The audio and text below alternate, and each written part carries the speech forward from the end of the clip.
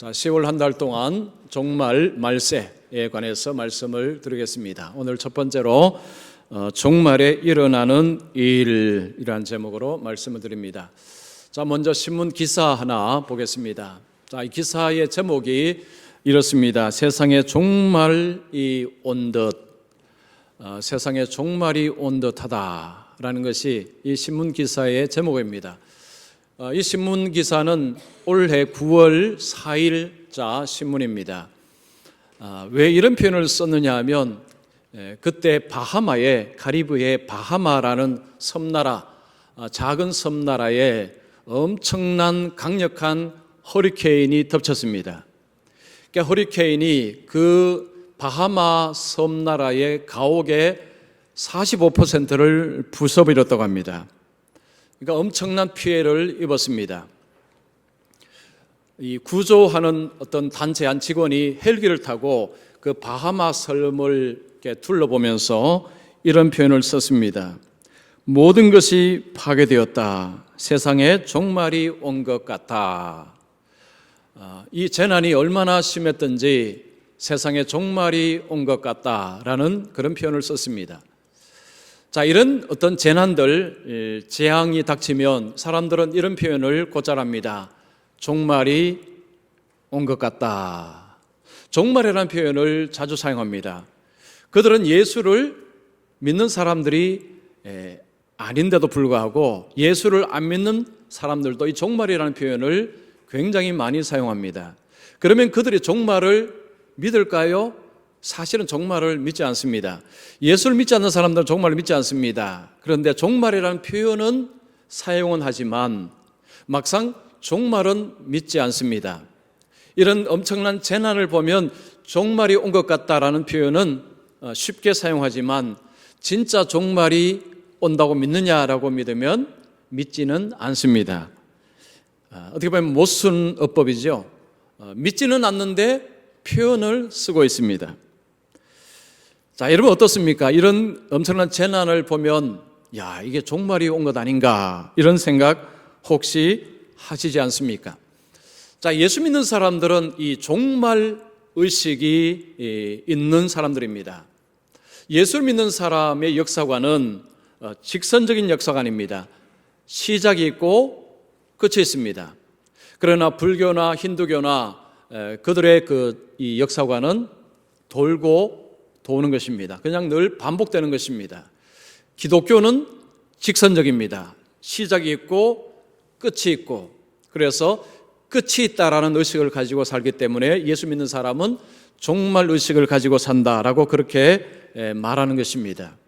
자, 우리는 마지막 날, 주님이 오시는 날, 주님이 오셔서 모든 것을 다 닫으시는 날, 그 날을 믿고 살아가고 있습니다. 그래서 그 끝날을 생각하고 오늘을 살기 때문에 예수 믿는 사람들에게는 종말의식을 가지고 사는 것이 삶에 필요한 것입니다.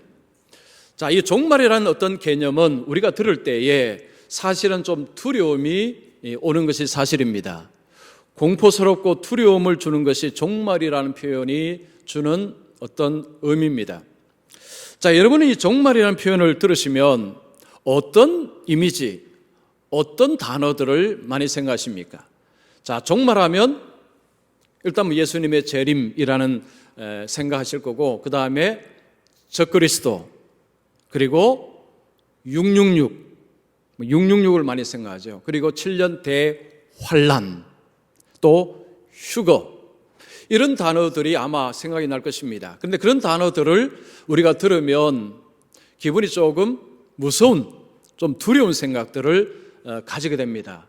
그래서 종말이라는 어떤 표현 자체가 주는 어떤 이 이미지는 사실은 별로 밝지는 않습니다. 좀 어둡고 두려운 이런 이미지를 주는 것이 사실입니다. 자, 그러면 성경은 과연 이 종말을 이야기할 때에 우리에게 공포를 조장하고 우리에게 두려움을 주느냐? 그렇지는 않습니다. 성경에서 말하는 종말은 오늘날 종말론적인 책이나 아니면 동영상이 이야기하는 것과 좀 다릅니다. 자, 주님께서 종말을 말씀하시고 성경이 종말을 말할 때에 예수 믿는 자에게 종말은 기쁨의 날, 환희의 날, 구원의 날, 이런 의미제를 가지고 있습니다. 그래서 예수를 잘 믿는 사람들에게 종말하면 주님을 만나는 날, 주님과 함께 영원한 삶을 살아가는 날, 그런 이미지를 가지기 때문에 사실은 긍정적인 이미지라고 할 수 있습니다. 자, 이 종말을 우리가 이해하기 위해서 가장 중요한 것은 이 종말이 도대체 언제를 말하느냐, 이것입니다. 종말이라는 이미지를 우리가 바르게 가지기 위해서는 종말이 언제, 어느 시점을 말하는가를 이해하는 것이 필요합니다. 성경에서 종말은 예수님의 오심부터, 예수님이 이 땅에 오신 2000년 전부터, 그리고 예수님이 다시 재림하실 그때까지 이 기간을 종말이라고 성경은 표현합니다. 히브리서에 보면 마지막 때에 아들을 통해서 하나님께서 말씀하신다는 표현이 있습니다. 이 말씀은 예수님이 이 땅에 오신 사건이 종말론적인 사건이라는 것입니다. 더 쉽게 말씀드리면 종말이 시작이 되었다는 것입니다. 그래서 예수님이 이 땅에 오신 사건은 구약에서 하나님의 선지자들이 계속해서 예언한 메시아의 예언이 성취된 사건이 예수님의 오심 사건이고, 그때부터 종말은 이 땅에서 시작된 것입니다. 그래서 지금 우리는 그 종말의 상황 속에서 살고 있습니다. 우리는 종말의 삶을 살고 있습니다. 세상 끝은 아직 오지 않았습니다.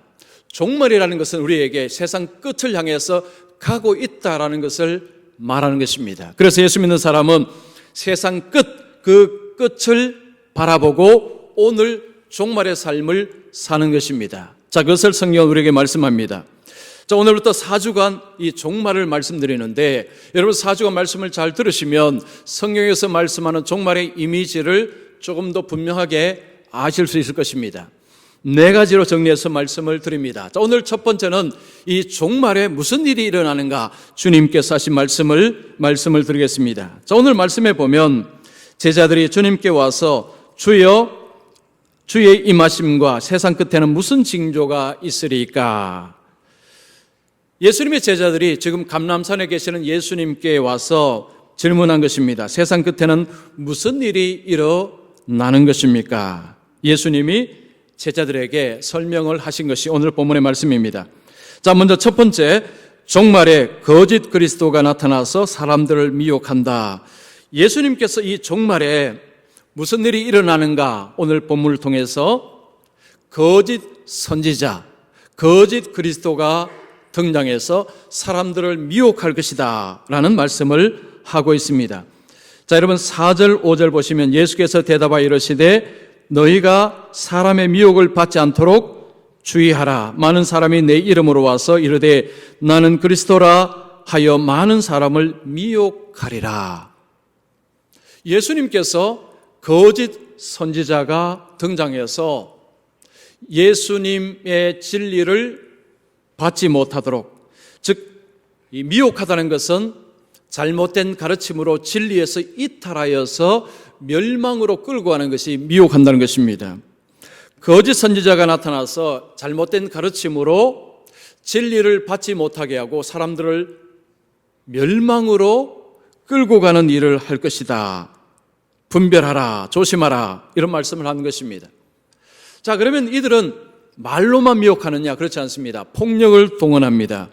9절 보면 그때 사람들이 너희를 환난에 넘겨주겠으며 너희를 죽이리니 너희가 내 이름 때문에 모든 민족에게 미움을 받으리라. 종말의 삶을 사는 사람들에게 미움을 받을 것이다. 폭력을 경험하게 될 것이다. 심지어는 죽음까지 겪을 수도 있다. 이 말씀을 하고 있습니다.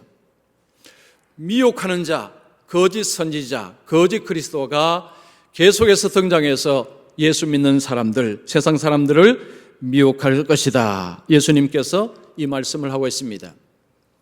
자, 여기에서 거짓 선지자가 누구냐? 이것을 먼저 이해하는 것이 필요합니다. 이 거짓 선지자는 거짓 그리스도, 적 그리스도 이렇게 표현할 수 있습니다. 거짓 선지자, 거짓 그리스도, 적 그리스도 같은 의미라고 할 수 있습니다. 예수님께서 많은 사람들이 일어나서라는 표현을 씁니다. 즉 한 사람이 아닙니다. 이 종말론적인 책이나 동영상을 보면, 요즘은 모르겠습니다. 제가 이전에 읽은 책을 보니까 한 사람의 독재자가 일어나서 온 세상을 통치할 것이다. 그때 666 바코드 이야기도 나옵니다. 대환란을 통해서 사람들에게 엄청난 무시무시한 폭력을 행사할 것이다. 이런 이야기를 합니다. 그래서 이 적그리스도 하면 세상을 지배하는 독재자, 온 세상의 지배자, 이런 이미지가 많습니다.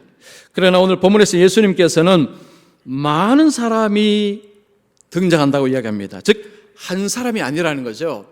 종말의 때에는 이 사람 저 사람이 일어나서 사람들을 미혹할 것이다. 예수님께서 그 말씀을 하고 있습니다. 요한일서 4장 1절 3절 한번 보십시오. 많은 거짓 선지자가 세상에 나왔음이라. 이로써 너희가 하나님의 영을 알지니 곧 예수 그리스도께서 육체로 오신 것을 시인하는 영마다 하나님께 속한 것이요 예수를 시인하지 아니하는 영마다 하나님께 속한 것이 아니니 이것이 곧 적그리스도의 영이니라. 요한은 거짓 선지자를 적그리스도의 영이라, 즉 적그리스도라 이렇게 표현을 하고 있습니다. 거짓 선지자, 거짓 그리스도, 적그리스도 같은 의미입니다. 자, 이들은 예수님을 부인합니다. 예수님을 인정하지 않습니다. 진리를 거스릅니다.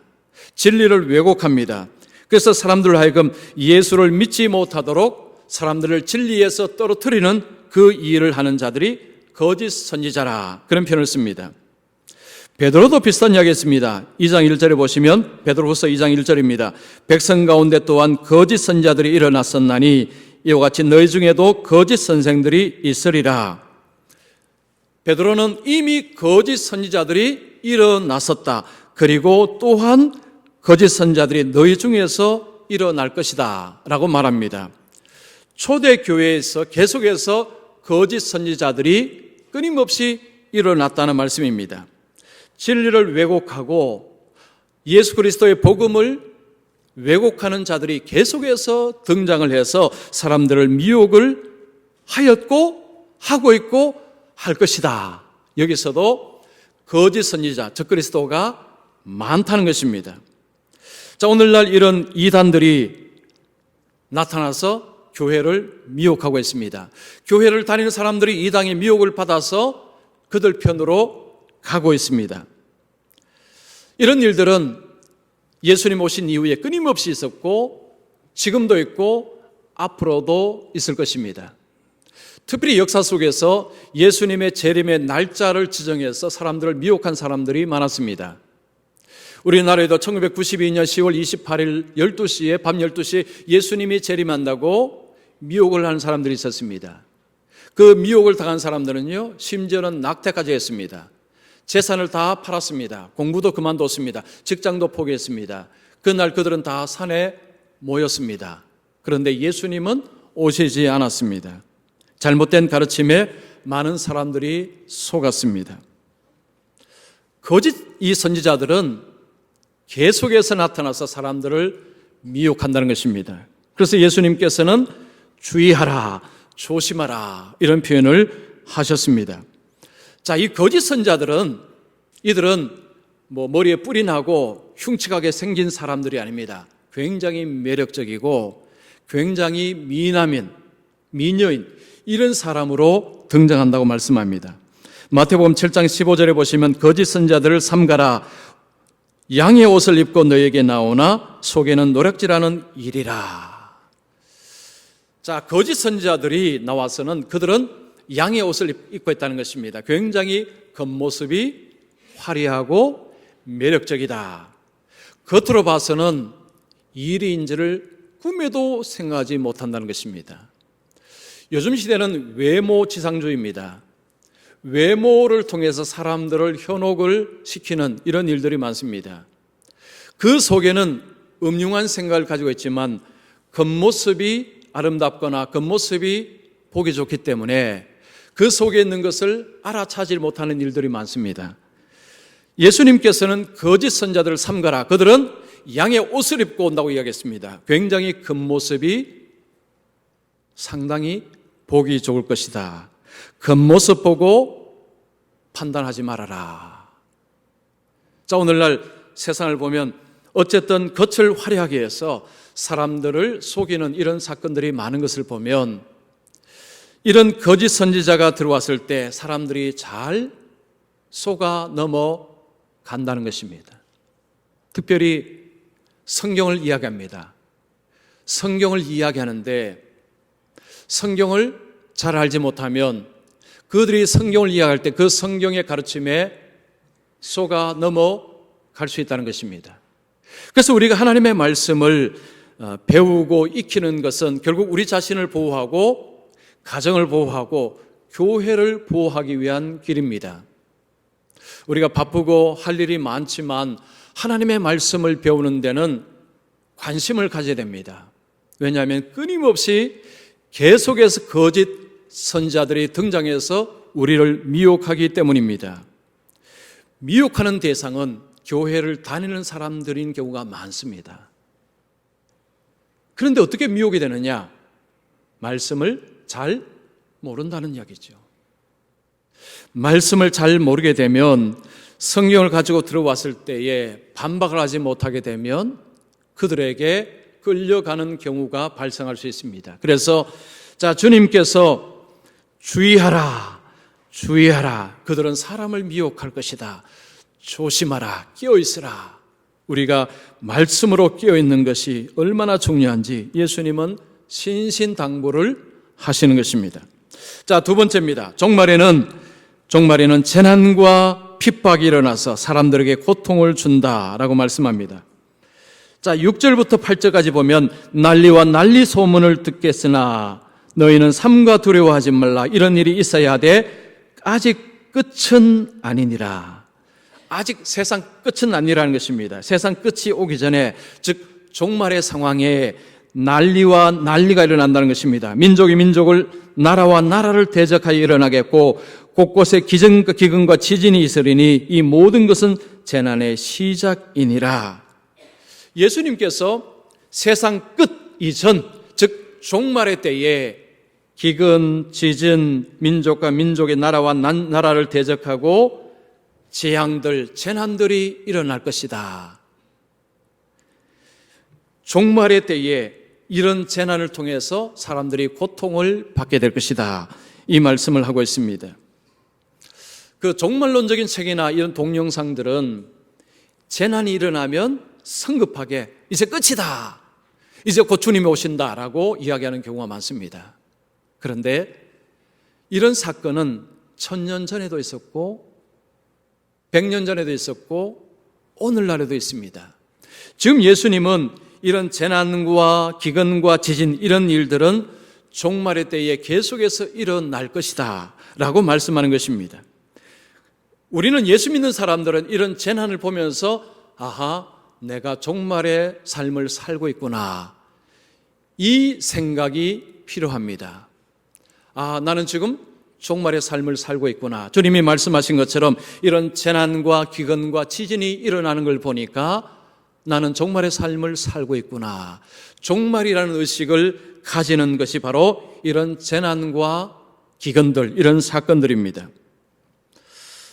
그러면 왜 세상에 이런 싸움과 대적과 이런 일들이 왜 일어날까요?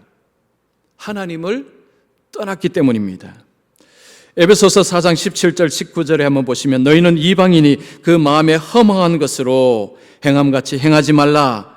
그들의 총명이 어두워지고 그들 가운데 있는 무지함과 그들의 마음이 굳어짐으로 말미암아 하나님의 생명에서 떠나 있도다. 그들이 감각 없는 자 되어 자신을 방탕에 방임하여 모든 더러운 것을 욕심으로 행하되, 하나님을 떠날 때, 생명에서 떠날 때에 자신을 방탕에 방임을 한다고 말씀합니다. 그리고 욕심을 따라서 산다고 말씀합니다. 하나님의 생명에서 떠나서 살게 될 때 사람들의 마음속에 욕심으로 살게 될 수밖에 없다는 말씀입니다. 사람이 욕심을 품게 되면 사람과 다투는 것이 일상이 될 수 있습니다. 지난주에도 말씀드렸죠.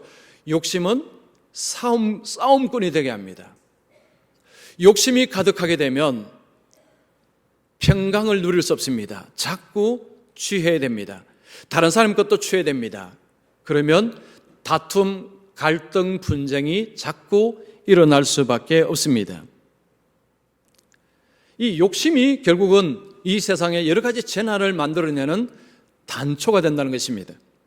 2005년에 불편한 진실이라는 영화가 상영이 됐습니다. 엘 고어라는 그 미국 대통령 후보, 이전에 후보였죠.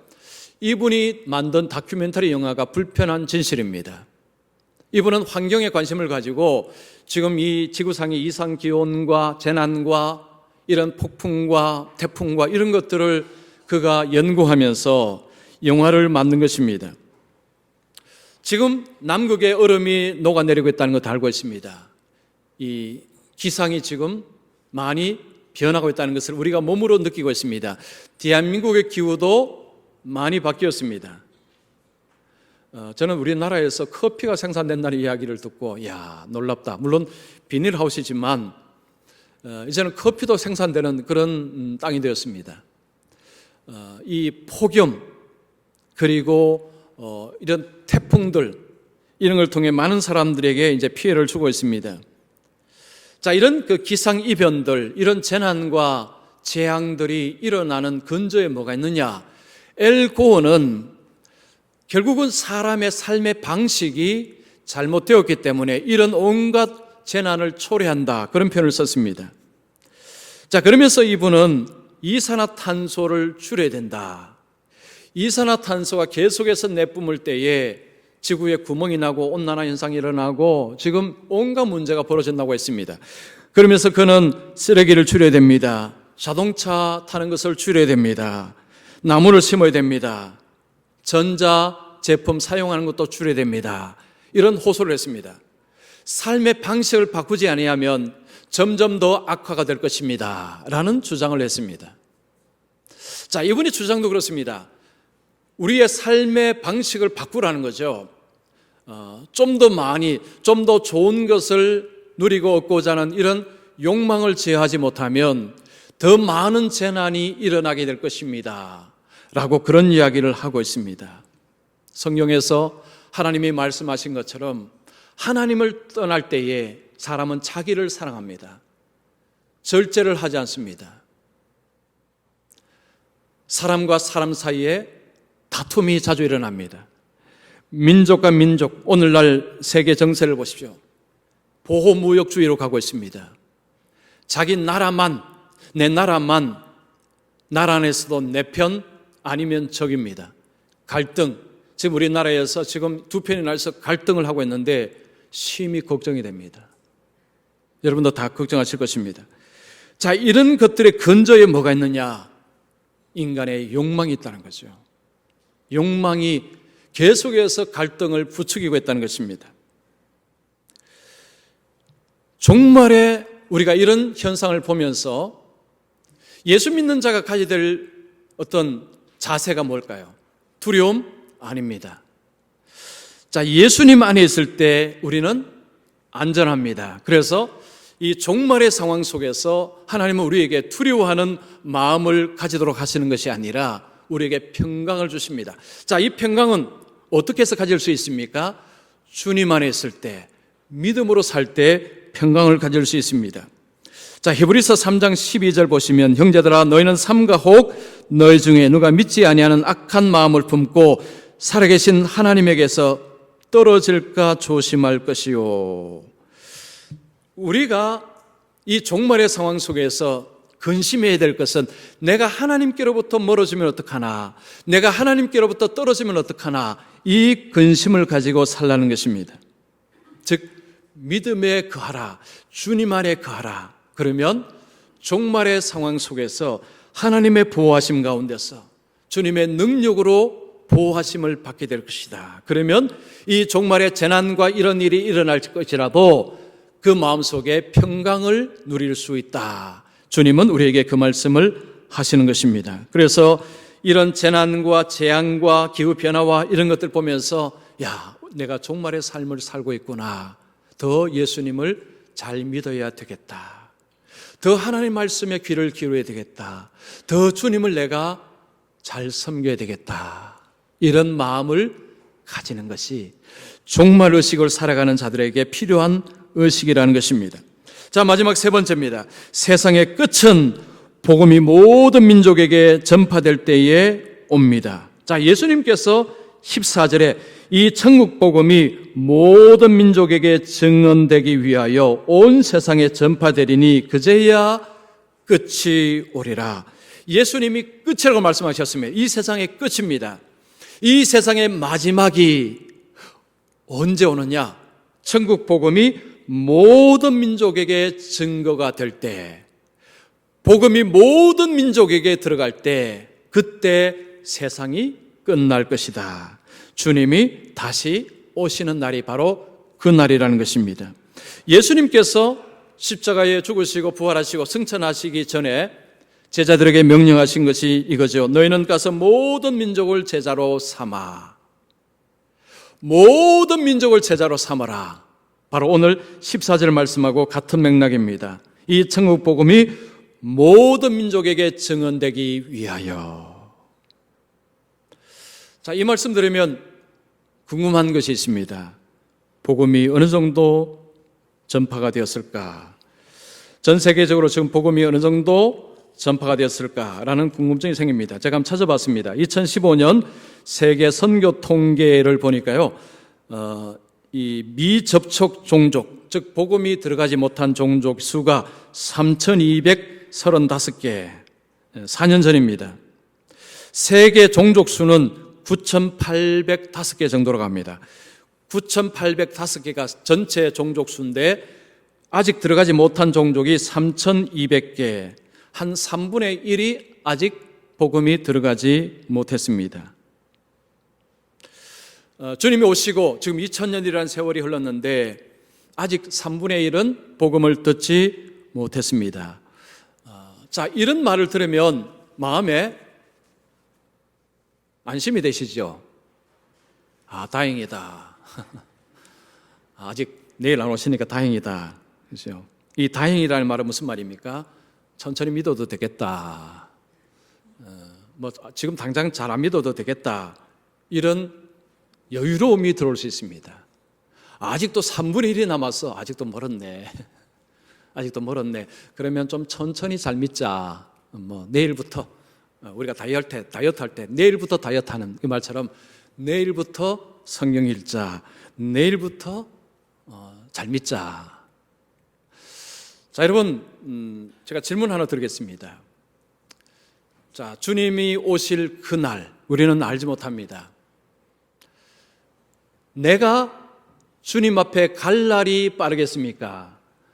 주님께서 재림하실 날이 빠르겠습니까? 어느 쪽이 가능성이 많을까요? 예, 우리가 주님 앞에 갈 날, 그게 가능성이 많을 것입니다. 제가 이 말씀 드리는 이유는 우리가 자칫 잘못하면 재림은 아직 멀었네 하면 여유를 갖게 될까 봐. 그러나 우리가 주님 앞에 설 날은 내일이 될 수도 있고 모레가 될 수도 있습니다. 주님 오실 날을 우리가 알지 못하지만 복음이 증거된다는 이 표현을 보면 우리가 주님 앞에 먼저 갈 날이 사실은 가능성이 훨씬 높습니다. 그렇다면 우리가 주님 앞에 설 날을 생각하고 오늘 우리가 주님을 믿는 것, 잘 믿는 것이 굉장히 중요합니다. 여러분, 세계 선교 역사를 보면 주님께서 이 말씀이 현실화되고 있다는 것을 알 수가 있습니다. 복음이 흘러가는 것을 보면요, 사람이 복음을 들고 전했지만 사실은 복음의 주도자는 하나님이십니다. 자, 하나님께서 복음을 주도적으로 온 땅에 전하는 일을 하십니다. 처음에는 유대인들을 통해서 예루살렘에서 복음이 시작되었습니다. 그리고는 어디로 갔습니까? 로마로 갔습니다. 로마로 복음이 가서 복음이 증거되고 로마는요, 땅을 도로를 잘 닦았습니다. 그 도로를 따라서 유럽으로 복음이 갔습니다. 자, 유럽에서 복음이 선포되고 그리고 어디로 갔느냐? 아메리카로 갔습니다. 아메리카에서 복음을 통해서 수많은 선교사들이 온 땅으로 퍼졌습니다. 그리고 그 다음 어디로 왔느냐? 아시아로 왔습니다. 우리 특별히 대한민국이 선교 파송 2위입니다. 미국 다음 두 번째입니다. 자, 하나님께서 이 복음을 주도하시는 걸 보면 처음에 예루살렘에서 로마로, 로마에서 유럽으로, 유럽에서 아메리카로, 아메리카에서 아시아로, 자, 이런 것을 보면요, 하나님께서 결국은 모든 민족에게 복음을 전하는 데 있어서 하나님이 주도적으로 일하고 계신다. 하나님이 하나님의 종을 불러서 지금도 미접촉 종족에게 종들을 보내십니다. 지난주에 이 주은평 선교사님이 그런 이야기 했습니다. 이제 네팔로 가면서 그곳에 복음을 듣지 못한 그런 지역으로 자신이 가겠다고 했습니다. 바로 그런 주의 종들이 복음을 듣지 못한 지역으로 오늘도 그곳으로 가고 있습니다. 즉 복음은 계속해서 그 듣지 못한 그 종족으로 들어가고 있습니다. 그런데 이전보다 속도가 빨라진다는 거죠. 인터넷이 있습니다. 위성통신이 있습니다. 스마트폰이 있습니다. 그리고 우리가 좋아하는 유튜브가 있습니다. 이것이 이런 지식의 속도를 엄청나게 빠르게 증폭시키고 있습니다. 그래서 이제는 이전보다도 훨씬 빠르게 복음이 들어갈 것이다. 복음이 구석구석으로 들어갈 것이다. 그런 이야기를 많이 합니다. 복음이 들어가는 것을 보면서 주님이 말씀하신 것처럼 모든 민족에게 복음이 들어가면 끝이 온다고 말씀하셨지. 이것을 기억하고 그 끝날을 의식하고 오늘 사는 자, 이것이 바로 그리스도인이라는 것입니다. 미국 워싱턴주에 세인트 헬렌 산이 있습니다. 이 헬렌 산이 1980년 1월 달에 가스가 분출되고 전기가 막 분출되기 시작했습니다. 그리고 그 산 속에 지진이 감지되기 시작했습니다. 전 세계 그 화산 전문가들, 지질학자들이 거기에 모여서 조사를 했습니다. 그들이 조사를 해서 내린 결론은 이렇습니다. 100년 동안 잠자던 화산이 이제는 폭발할 것이다. 엄청난 재난이 일어날 것이다. 라는 경고를 했습니다. 그래서 워싱턴주의 주지사가 그 산 반경 32km 안에 있는 사람들에게 대피 명령을 내렸습니다. 이제 곧 화산이 분출하면 위험합니다. 32km 안에 있는 사람은 다 대피하십시오. 라고 행정명령을 내렸습니다. 사람들이 가재도구를 가지고 이제 막 대피하기 시작했습니다. 그때 그 산에 스피릿이라는 호수가 있었는데 산장 관리인 한 사람이 이런 말 했습니다. TV하고 이제 인터뷰했는데요. 이런 표현을 했다고 합니다. 나는 이 산에서 35년을 살았다. 이 산에 대해서 나만큼 아는 사람이 없다. 감히 산이 나를 버리지는 않을 것이다. 나는 이 산을 떠나지 않을 것이다. 아무 문제가 없을 것이다. 라고 했습니다. 그래서 그 산장 관리인은 떠나지 않았습니다. 5월 16일이 되었습니다. 날씨가 굉장히 좋았습니다. 며칠 동안 날이 굉장히 좋을 것이라는 예보가 있었습니다. 집을 두고 나온 사람들이 주지사에게 청을 했습니다. 우리가 급히 나온다고 가재도구를 많이 가지고 나오지 못했으니까 다시 우리를 좀 가게 해서 집에 있는 것 좀 더 갖고 나올 수 있도록 허락해 달라고 했습니다. 그래서 주지사가 좋다. 그러면 금요일 저녁부터 토요일 저녁까지 딱 24시간만 가서 가재도구를 가지고 나오라고 했습니다. 사람들이 다시 자기 집으로 들어갔습니다. 토요일 저녁에 사람들이 많이 빠져나왔는데 80여 명이 나오지 않았다고 합니다. 그들이 이런 표현을 썼다고 합니다. 정말 멋진 주말이다. 야, 정말 이 아름다운 산이다. 이 산에 아무 일도 일어나지 않을 것이다. 라고 그들이 말하면서 나오지 않았다고 합니다. 그 다음 주일 아침 6시 30분 그 화산이 폭발을 하면서 산의 3분의 1을 날려버렸다고 합니다. 엄청난 용암, 화산재가 내려오면서 그 산장 산장은 재와 바위로 그냥 아예 덮어버렸고 거기에 남았던 모든 사람들이 목숨을 다 잃었습니다. 아무 일도 일어나지 않을 것이다. 어제도 아무 일도 일어나지 않았다. 오늘도 아무 일도 일어나지 않는다. 이 좋은 날씨에 내일도 아무 일도 일어나지 않을 것이다 라고 했었는데 그들에게 그 주일 아침에 엄청난 재난이 닥친 것입니다. 그들에게 기회가 있었습니다. 도망칠 수 있는 기회가 있었습니다. 그러나 그들은 그 말에 귀를 닫았습니다. 어제도 괜찮았기 때문에 오늘도 괜찮고 오늘도 괜찮았기 때문에 내일도 괜찮을 것이다 라고 그들은 생각을 했습니다. 그런데 그들이 말하는 그 내일의 재난이 일어난 것입니다. 주님은 세상의 끝을 말씀하셨습니다. 종말에 일어날 일을 말씀하셨습니다. 주님은 분명하게 말씀하셨습니다. 천국 복음이 온 민족에게 증거되면 세상 끝이 올 것이다. 자, 예수 믿는 우리가 해야 될 일은 뭘까요? 바로 그 일에 우리가 동참하는 것입니다. 우리 스스로가 저 오지에 들어가서 복음을 전하지 못한다면 거기에 복음을 전하는 선교사들을 후원하고 기도하는 일을 하는 것, 보냄받은 선지자, 보내는 선지자, 주님이 말씀하신 그 세상 끝은 주님이 오셔서 모든 것을 정리정돈하는 것이요, 예수를 믿는 자들에게 환희의 날, 기쁨의 날, 구원의 날입니다. 그래서 우리는 주님의 다시 오심이 우리에게는 좋은 날입니다. 기다려야 되는 날이라는 거죠. 그래서 그 날을 위해서 주님이 말씀하신 것처럼 복음을 구석구석 전하는 일에 동참하고 애를 쓰는 것이 우리가 종말에 사는 우리가 해야 될 중요한 사명이라는 것입니다. 자, 기독교 역사관은 직선적인 역사관입니다. 끝이 있다고 이야기합니다. 우리는 그 날을 알지는 못합니다. 그러나 그 날이 주님께서 오시는 날, 반드시 그 날은 있다고 주님 말씀하셨습니다. 그 헬렌산에서 경고를 무시한 사람은 그 가운데서 재난을 당했습니다. 그러나 그 경고를 들은 사람들은 구원을 받았습니다. 우리가 주님의 말씀에 귀를 열고 듣는다면 환난의 날이 우리에게는 환난의 날이 아니라 구원의 날이 된다는 거죠.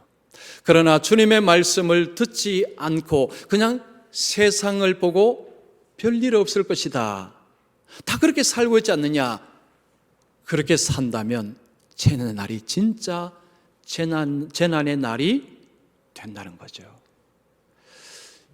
우리가 종말의식으로 산다는 것은 날마다 주님의 말씀에 귀를 기울이고 사는 것입니다. 자, 주님 말씀은 우리에게 기쁨이요 소망이요 우리를 구원하고 우리를 건지는 말씀이기 때문에 우리가 주님 말씀에 귀를 기울고 살아가는 것, 우리가 이 종말의 삶에 가장 필요한 것입니다. 그래서 여러분, 세상은요, 세상 우리가 보면 너무너무 혼란스럽지만 날마다 주님의 음성을 들으시고 주님의 음성 가운데서 평화를 누리시고 주님의 구원의 날을 소망하시고, 그래서 믿음으로 살아가셔서 믿음으로 승리하시기를 축원합니다. 기도하겠습니다.